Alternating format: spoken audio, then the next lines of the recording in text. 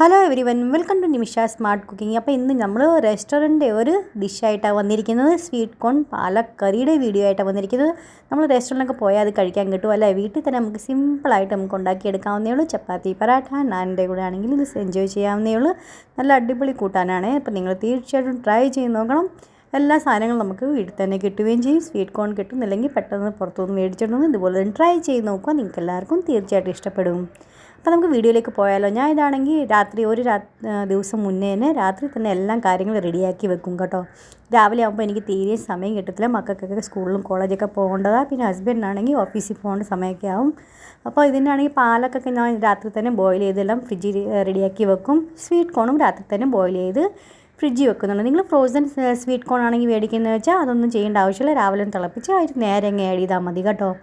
അപ്പോൾ നമ്മളാണെങ്കിൽ പാലക്കാണെങ്കിൽ ഇതുപോലെ ഒരു കടായിലേക്ക് കുറച്ച് വെള്ളം ചൂടാക്കാൻ വെച്ചിട്ടുണ്ടായിരുന്നു. വെള്ളം ചൂടായി കഴിയുമ്പോൾ 350 ഗ്രാം പാലൊക്കെ എടുത്തിട്ടുണ്ടായിരുന്നു. പിന്നെ ഒരു ഹാൻഡ്ഫുൾ നിറച്ച് നമുക്ക് മല്ലിയില വേണം. ഒരു 3-4 പച്ചമുളക് വേണം. അപ്പോൾ ഇതെല്ലാം ഇതുപോലെ ഒന്ന് സോഫ്റ്റായി വന്നു കഴിയുമ്പോൾ ചൂടുവെള്ളത്തിട്ട് സോഫ്റ്റായി വന്നു കഴിയുമ്പം നമുക്ക് ഫ്രിഡ്ജിൽ നിന്ന് നല്ല തണുത്ത വെള്ളം, ഒരു കുപ്പി തണുത്ത വെള്ളം നമ്മളൊരു പാത്രത്തിലേക്ക് നിറച്ച് വയ്ക്കുക.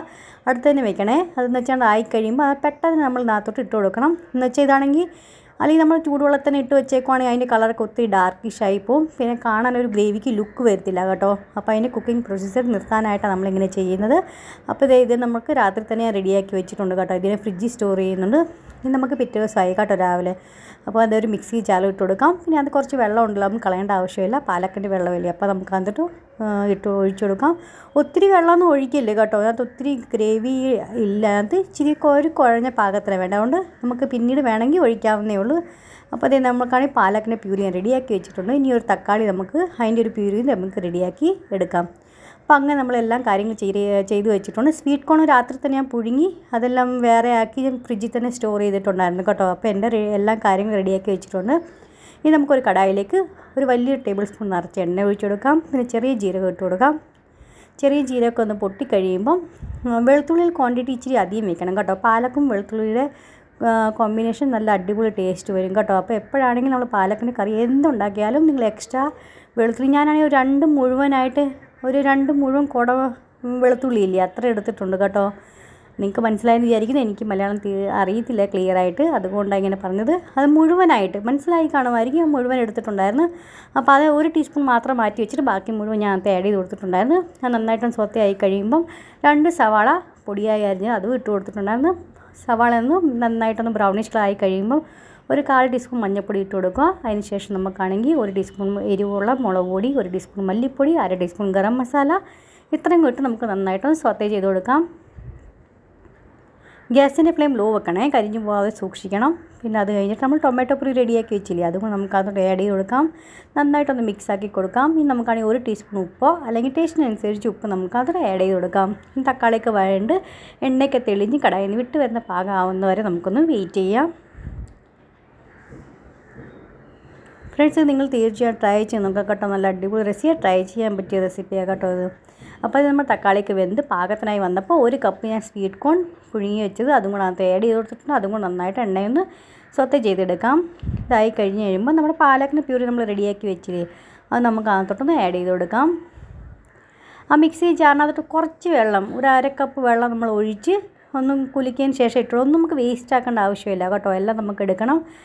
ഗ്രേവി ഒന്നും നമുക്ക് വേസ്റ്റ് ആക്കൽ, അതെല്ലാം നല്ല വിറ്റാമിനുള്ള ഗുണങ്ങളൊക്കെ ഉള്ള സാധനങ്ങളല്ലേ, അപ്പോൾ നമുക്കത് വേസ്റ്റ് ആക്കാൻ പാടില്ല. അപ്പോൾ അതെല്ലാം ഞാൻ ഇതുപോലെ തേച്ചിരി കലക്കി ഇതുപോലെ ഒഴിച്ചു കൊടുത്തിട്ടുണ്ടായിരുന്നു. ഇനി നമുക്കിതൊരു തള വരട്ടെ കേട്ടോ. തള വരുന്നവരെ നമുക്കൊന്ന് വെയിറ്റ് ചെയ്യാം. അതിന് ശേഷം നമുക്കാണെങ്കിൽ ഇതിനകത്ത് ഫ്രഷ് ക്രീമോ അല്ലെങ്കിൽ പിന്നെ നമ്മുടെ വീട്ടിലെ പാൽപ്പാട ഉണ്ടെങ്കിൽ അതാണെങ്കിൽ ആഡ് ചെയ്താൽ മതി കേട്ടോ. ഇപ്പോൾ ഉപ്പൊക്കെ ഉണ്ടോയെന്ന് നോക്കണേ. പാകത്തിന് ഉപ്പൊക്കെ ഇല്ലെങ്കിൽ പാകത്തിന് ഇട്ട് കൊടുക്കണം. ഇനി നമുക്ക് അടച്ച് ഒരു മീഡിയം ഫ്ലെയിമിൽ വെച്ച് കൊടുക്കാം. ഒരു തള വരുന്നവരെ നമുക്ക് വെയിറ്റ് ചെയ്യാം. ഇനി നമുക്കാണെങ്കിൽ അതിനകത്ത് 1 ടീസ്പൂൺ ആണെങ്കിൽ മലായി നമുക്ക് ആഡ് ചെയ്ത് കൊടുക്കാം. ഞാൻ മലായി ആഡ് ചെയ്യുന്നത്. അതിട്ട് കൊടുക്കുകയാണെങ്കിൽ നമുക്ക് നല്ലൊരു റെസ്റ്റോറൻറ്റ് ടേസ്റ്റ് കിട്ടും കേട്ടോ. അതിന് വേണ്ടിയാണ് നമ്മളിങ്ങനെ ആഡ് ചെയ്ത് കൊടുക്കുന്നത്. അപ്പോൾ അതേ ഞാൻ അതും ആഡ് ചെയ്ത് കൊടുത്തിട്ടുണ്ട്. ഇനി ഇതിന് വേണ്ടിയായിട്ട് നമ്മളൊരു അടിപൊളി തടുക്ക റെഡിയാക്കി എടുക്കാം.